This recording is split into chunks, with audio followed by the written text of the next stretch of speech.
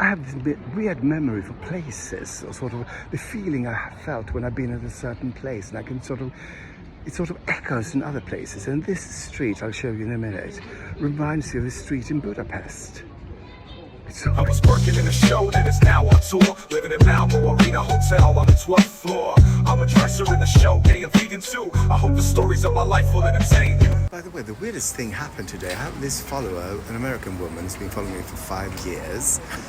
And she's always been a little bit, she doesn't mean to be condescending, but it's been a sort of like, you're using that mortar the wrong way. And I go, no, I'm not. And then she doesn't say anything about it. Then she started saying, I said something about girls being rude, some girl being rude, and she just wrote, women should take more play. And I'd sort of like, that I shouldn't I should allow them to be rude because they're women. And I thought, I said something like, thank you for your opinion. And then she said that I was rude to my co-workers. And I sort of like, well, that's the jargon. We act like that. That's how we have fun. So she said, I shouldn't do that. It's mean. And I said, well, it's not mean if it's that's jargon. That's the way we are. And she said, well, maybe it's because I'm so old that I don't understand that's not the way to be. And also that I'm not... Wait, she called me something else. She called me old and mean. Yeah, sort of in other words. And then I told her, I think that might be that this is the difference between Swedish and American, and sort of in America that would be considered this, but in Sweden we act this way. And then she said, no, her family is Swedish, so she knows what's Swedish, and this is not Swedish, this is American. And then I told her, because I was going to get her right, I said, well, it is typically American to tell a Swedish person what is Swedish and what is not, and that she might consider not telling a person from another country the way they should act. She called me hysterical, and she said, I've been following you for 5 years and you're being hysterical now. If you want me to unfollow you, I will do that. And I said, well, I don't want you to unfollow me, but I think you should consider not telling other people. I think this is what they call a Karen, isn't it? That she couldn't imagine that she was not right. Everything I did was wrong. She was right. She didn't say sorry or I'm sorry I hurt your feelings, anything like that. Oh, so weird. But it's a good thing now, because every time lately when she's written to me, it's always been some sort of nagging. The way I act, what I said, what I do. So it's good riddance, but weird. Leicester it is.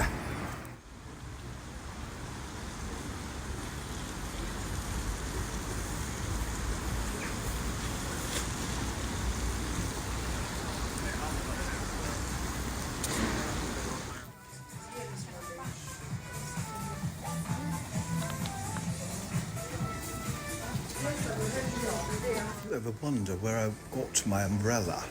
I got it here in this store here. Tempted to buy this because there's an ice machine on David's floor, and I can just get some Swedish stuff and sort of make this slush myself. But then again, no. Close to this center on this is this normal store, and it's the best and biggest I ever been into. They even got a barista cafe. Isn't that fabulous? So far today I've been into 3, I've been in 3 normal stores, just checking out. Of course, on this one I bought something, a cow face mask. I need to indulge this evening. Me, a glass of wine on the hotel room, possibly. Or me, out on the town in a face mask. I wonder if there's a picture of a cow on it. If I remember correctly, there was this great vegan-friendly or even vegan cafe in here. And here's LUSH. Should I go in? Do I dare? I guess I must now. It's a good thing I haven't got a bath. Look at that. A slice of cake. And a rose. I love this one. bit tempted to buy this, for obvious reasons. There's so much Not that information and bad. so much to read. Oh, divine. Divine. Oh, I cannot not buy this. Oh, I have to. Do I just take it and show? Oh dear, oh God. Am I getting an addict? I'm getting addicted. I could buy this for the name alone. I got a sort of shower gel. Also, I didn't buy it. They gave it to me. Ah, fabulous. Now let's get going, people. Södra Förstadsgatan is, I think, the nicest street in Malmö, and on it is one of the funniest places to visit. It's the Disgusting Food Museum. I went there with Magnus a couple of years ago, and it was absolutely lovely in a disgusting way. So I totally recommend this. For those of you who've been to Budapest, this might look disturbing, because in Budapest, close to the Rhine, is it the Rhine? I'm not sure. Yeah, I think that's the river. There are a lot of shoes there, and they symbolize all the Jews that were brought down to the river, asked to step out of their shoes and shot. I guess because, you know, the reason they stepped out of the shoes, the shoes were expensive.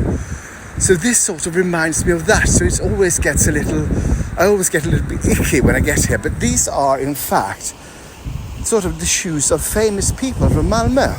So it's nothing disturbing about it except my association to it. These are wooden clogs, and you might sort of think, no, they're supposed to be in Holland, but they had it here as well. And the person who had these, who wore these, was called Göran Frau Hylje. And Hylje is, I guess that means Göran Frau. He was from Hylje, and Hylje is a place where I live, where my hotel is, Hylje. So I feel a connection to these shoes. I do. These belong to a musician called Carl Pedal. I think I remember him from my youth. I think he was sort of a punk rocker. I'm not sure, but I wasn't crazy about his music. Crazy about his shoes, though. These belong to a legend. She was, I guess, a showgirl, and she was called Git Gay. That was a stage name. And when she was I think it was in America, they greeted her when she arrived at the airport. A lot of people, because they thought she was a drag queen called Git Gay. She wasn't. She was a woman who was wearing a lot of false eyelashes and wigs and stuff, but was a woman.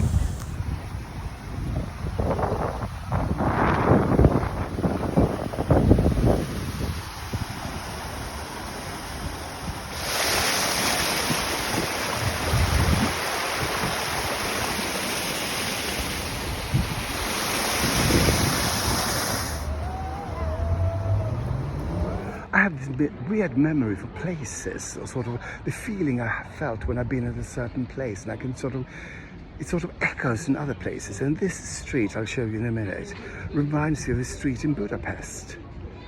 It's so weird. I think Magnus is the only one who might get it.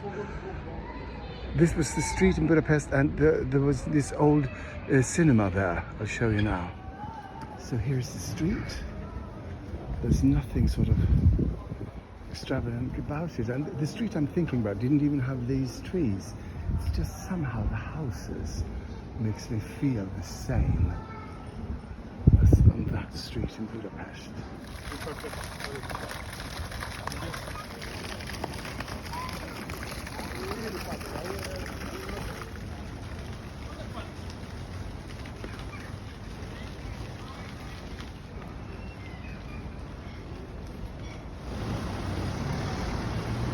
Look at these great puffer jackets at Engelbrektsgatan 12. This is a hair salon, I think, something like that.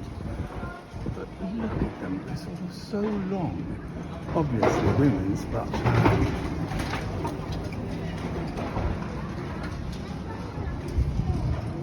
is that hers? Oh, fabulous. I'm going to go in here and ask if I am in Gamla Väster or, you know, I think it should be to the left of this square. I want that one. Yes, I am in fact in Gamla Väster. I thought so because I felt I was somewhere.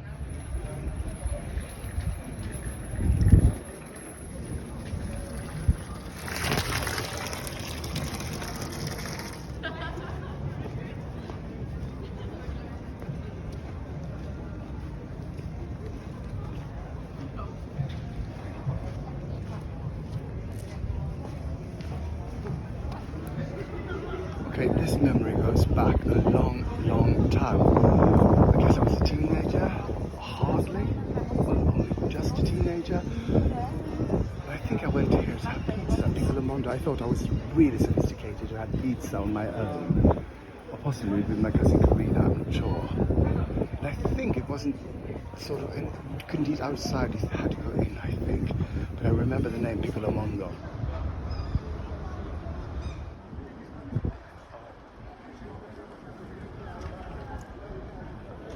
In the bottom floor of this building is the oldest drugstore in Sweden, possibly the world. Let's go to Gamla Väster, if we can find it, because I took a detour. By the way, this is called the Big Square. And this is called Lilla Torg. And the sky is called possibly Rain. Okay, so how about this really old house? And then that thing peeking over, isn't that lovely? With this house next to it. Gamla Väster it is.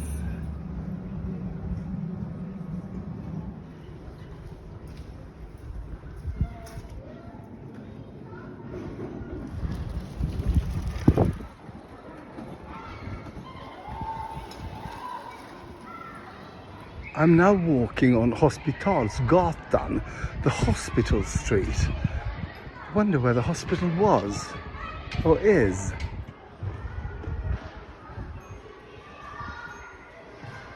I bet you this was the hospital. It's got a hospital look on it. On it? No, it's just got a hospital look. According to my sources, this park is the end of Väster. So I'm going to go here. I've been in here, but I've never been to me. This street is called Hjortparkegatan, and it doesn't look that interesting except the part there.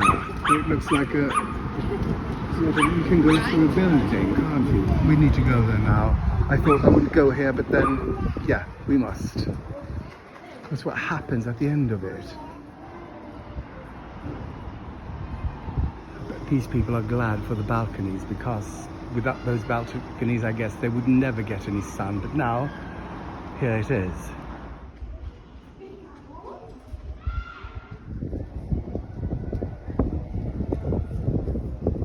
I love when modern architecture sort of pokes through the old.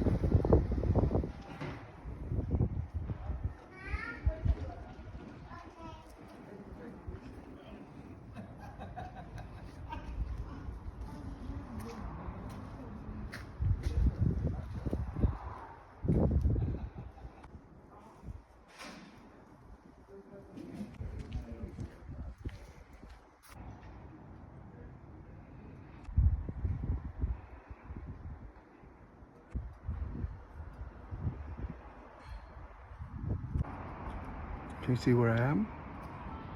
I'm there. I just want to know, is it just me who thinks about a personal massager when I see this window?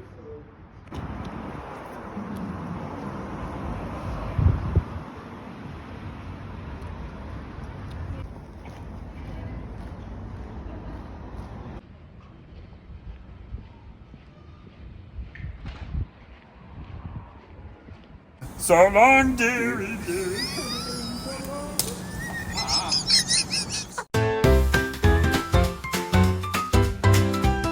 Well, he was out of work, just minding his day. Then a friend from said, come right away, I'm moving on. I've got a new plan, but I don't know you'll be perfect. You're the dresser man.